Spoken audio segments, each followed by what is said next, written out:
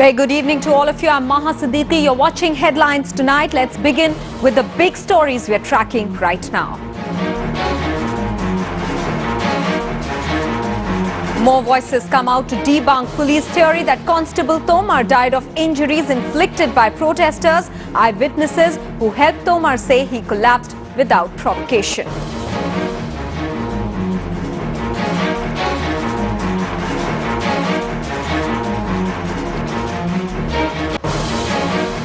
वहाँ पे कोई भी जो पुलिस वाले थे वो मदद करने के लिए वो कुछ नहीं कर रहा था, वो खड़ा खड़ा ऐसे ही देख रहा था और आगे बढ़ते जा रहे थे। हम लोग साइड में खड़े थे तो मैंने देखा कि वहाँ पर थोड़ी दूर चल के वो थोड़ी देर रुके 5-6 सेकंड के लिए, इसके बाद वो गिर गए। जैसे ही वो गिरे तो हम लोग भागे उनको पकड़ने के लिए।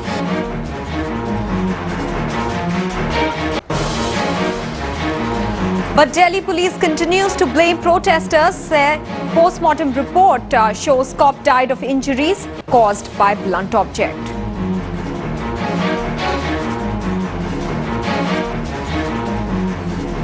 Post-mortem report is with us and it belies all the allegations that other people have been throwing at police and trying to trivialize the great sacrifice of our constable who died in the line of duty.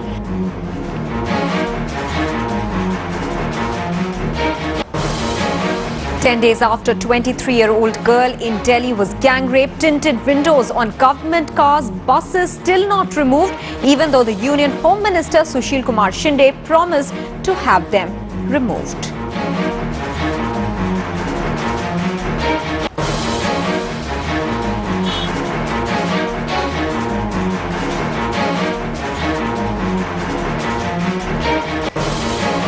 Women politicians are the first to shed tears and demand more security for women, but some of them had mind-boggling numbers of security personnel protecting them. ये घटना केवल एक लड़की के साथ नहीं हुई।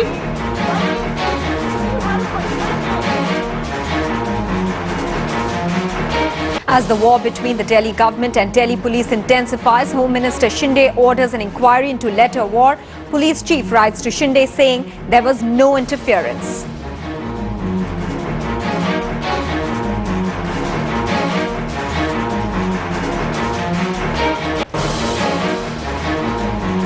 Meanwhile, the gang rape victim's condition turns even more critical. Doctors say the girl is fighting hard against all odds.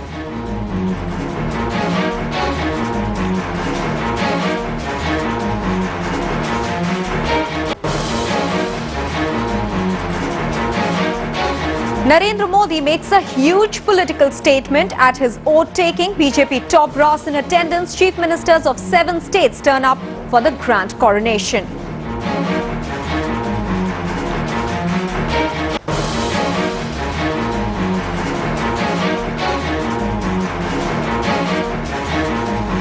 Well, as the controversy over how Constable Tomar died rages on, Headlines Today has been able to access the post-mortem report based on which the Delhi police is going to build its case. In fact, let's tell you what the post-mortem report exactly says. The report says that there were multiple abrasions, reddish in the area over right side of his chest. There were abrasions on the left side of the chest, upper right arm, and reddish over back of left hand and knee joint. There were 3 fractures in the ribs and effusion of blood present in the soft tissue. The report ends with the conclusion that a blunt force impact could be responsible for Constable Tomar's death. Well, now the police say that Constable Tomar's post-mortem has proved their argument that the cop died of injury due to an attack by the protesters.